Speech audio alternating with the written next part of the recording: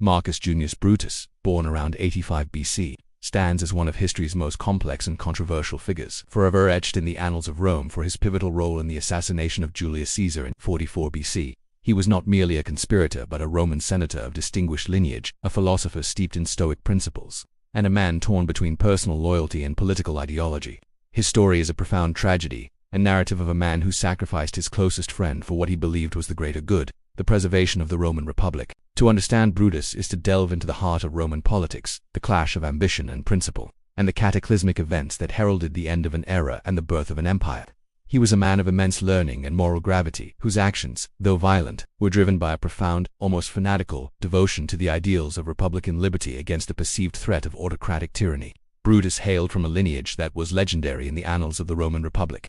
His very name carried the weight of history. He claimed descent from Lucius Junius Brutus, the semi-mythical founder of the Republic who, centuries earlier in 509 BC, had overthrown the last king of Rome, Lucius Tarquinius Superbus. This ancestor had famously executed his own sons for plotting to restore the monarchy, establishing a powerful precedent of prioritizing the state over family.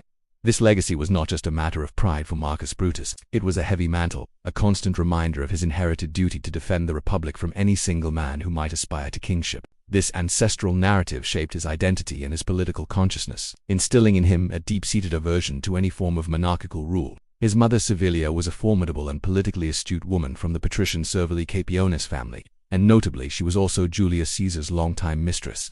This complex familial connection placed Brutus in a uniquely conflicted position, caught between his maternal ties to Caesar's inner circle and his paternal legacy of republican zealotry. In his youth, Brutus received an exceptional education, studying philosophy and rhetoric in Athens and Rhodes. He became a devoted follower of the Stoic school of philosophy, which emphasized virtue, reason, and living in accordance with nature. Stoicism taught that a wise man should be indifferent to fortune, pleasure, and pain, and should act with moral integrity and a sense of duty, regardless of personal cost. These philosophical tenets profoundly influenced Brutus's worldview and his later political decisions. He saw politics not as a game of power, but as a moral arena where one's principles were tested. He was known for his intellectual prowess, his serious demeanor, and his somewhat austere lifestyle, which stood in contrast to the more extravagant habits of many of his aristocratic peers. He was not a natural-born politician in the mold of a Caesar or a Cicero, who thrived on public acclaim and charismatic maneuvering. Instead, Brutus was more of a scholar and an intellectual, driven by abstract principles and a rigorous moral code that he sought to apply to the messy, often compromised, world of Roman politics. His early political career was shaped by the turbulent civil wars that engulfed the late Republic. When the great conflict between Julius Caesar and Pompey the Great erupted in 49 BC, Brutus faced a difficult choice. Pompey had been responsible for the death of Brutus's father in an earlier civil strife, a personal grievance that might have pushed him toward Caesar. However, Pompey presented himself as the champion of the Senate and the established republican order, while Caesar, by crossing the Rubicon with his army, was seen as the aggressor, a rebel defying the authority of the state. Guided by his republican principles rather than personal feelings of vengeance, Brutus chose to align himself with Pompey and the senatorial cause. He fought on Pompey's side at the decisive Battle of Pharsalus in 48 BC. After Pompey's crushing defeat, Caesar, in a remarkable act of clemency that would later prove tragically ironic, not only pardoned Brutus but welcomed him into his inner circle. Caesar held a deep affection for Brutus, possibly influenced by his long-standing relationship with Brutus's mother Servilia. Under Caesar's patronage, Brutus's career flourished. Caesar appointed him governor of Cisalpine Gaul from 46 to 45 BC, a position of significant responsibility, and later designated him for the prestigious role of urban praetor for the year 44 BC. Outwardly, Brutus appeared to be a loyal and favored subordinate of the new master of Rome. He was, by all accounts, a close friend and confidant of the dictator. However, beneath the surface of this amicable relationship, a deep ideological conflict was brewing. As Caesar consolidated his power, his actions grew increasingly autocratic. He was appointed dictator for 10 years, and then dictator in perpetuity, an unprecedented concentration of power in one man's hands. He accepted honors that bordered on the divine, had his statue placed among those of the kings of Rome, and flirted openly with the symbols of monarchy such as the diadem. For a man like Brutus, steeped in the traditions of republicanism and the philosophical rejection of tyranny, Caesar's ascendancy was not just a political development, it was a moral crisis. The Republic, for which his ancestor had fought and for which he had sided with Pompey, was being systematically dismantled before his very eyes. The seeds of conspiracy began to take root among a group of senators who shared Brutus's fears. These men, who numbered over 60, came from various political factions, but they were united by their alarm at Caesar's burgeoning autocracy. The key figure who galvanized Brutus into action was his brother-in-law, Gaius Cassius Longinus, a fellow senator who held a more personal and bitter grudge against Caesar. Cassius was a pragmatist and a skilled political operator who understood that for the conspiracy to have any semblance of legitimacy, it needed Brutus. Brutus's reputation for moral integrity and his hallowed ancestral name would lend the act an aura of patriotic duty rather than mere political murder. Cassius and others played on Brutus's sense of honor and his inherited responsibility, leaving messages at his praetor's tribunal and on the statue of his famous ancestor, with inscriptions like "Brutus, are you asleep? And you are no true Brutus." These appeals were designed to awaken the spirit of the ancient kingslayer within him, to force him to confront the chasm between his principles and his friendship with Caesar, torn between his personal affection for the man who had shown him such kindness, and his profound philosophical and ancestral duty to the Republic. Brutus made his fateful decision. He came to believe that Caesar's death was a necessary, albeit terrible, sacrifice to save Rome from lapsing into a monarchy. The assassination was not an act of personal hatred, but a quasi-religious ritualistic act of political surgery intended to cut out the cancer of tyranny and restore the health of the Republican body. He convinced the other conspirators to spare Caesar's powerful lieutenant, Mark Antony, a decision that would have disastrous consequences.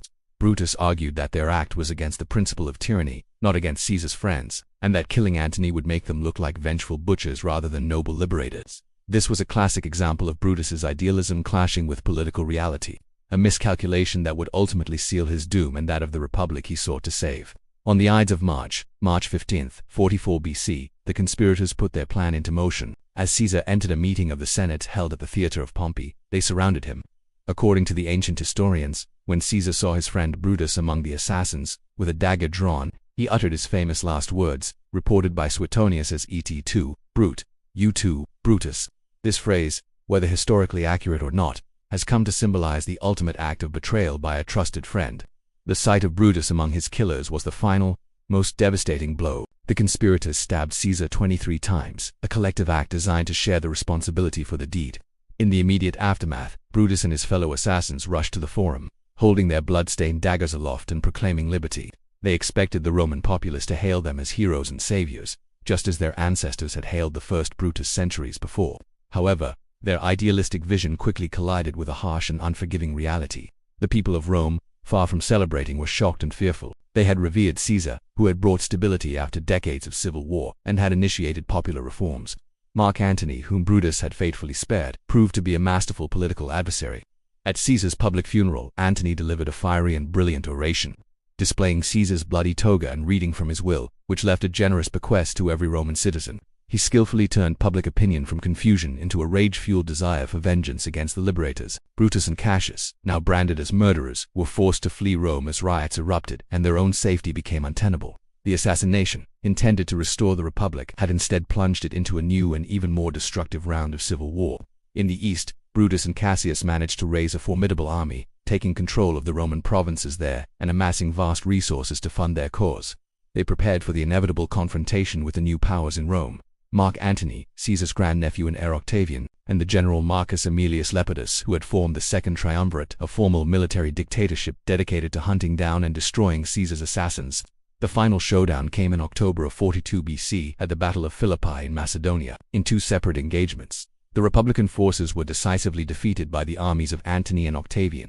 After the first battle, Cassius, mistakenly believing that Brutus had been defeated, took his own life. Less than a month later, with his own army routed and all hope for the Republic lost, Brutus also chose to die by his own hand, running on his own sword, held by a friend. According to Plutarch, his final words were a lament that virtue was but a name. Mark Antony, upon finding Brutus's body, reportedly treated it with respect, covering it with his own purple cloak and declaring him the noblest Roman of them all, because while the other conspirators had acted out of envy and ambition, only Brutus had acted from a genuine, if misguided, devotion to the common good. Marcus Junius Brutus's legacy is a tapestry of contradictions.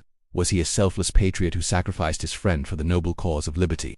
Or a naive and arrogant traitor who misjudged the political climate and unleashed a bloody civil war out of a rigid and misplaced idealism? This question has been debated for over 2 millennia. For Dante, in his Inferno, Brutus was the ultimate traitor, placed in the lowest circle of hell alongside Judas Iscariot, eternally chewed in one of the mouths of Satan. For Shakespeare, in his play, Julius Caesar, he was a far more tragic and sympathetic figure, an honorable man tormented by his conscience, whose noble intentions led to catastrophic results. Ultimately, Brutus was a man of his time, a product of a Roman aristocracy that defined its identity through the lens of republican virtue and the rejection of kingship. His actions, driven by a powerful mix of philosophical principle, ancestral pride, and political naivety, failed to save the Republic. Instead, they accelerated its demise, paving the way for the rise of his nemesis Octavian, who would become Augustus, the first Roman emperor, and ironically established the very monarchical system that Brutus had given his life and his honor to prevent. His is the enduring tragedy of a man who killed his friend to save a republic that was already dead, motivated by the desire to preserve the Roman Republic against tyranny.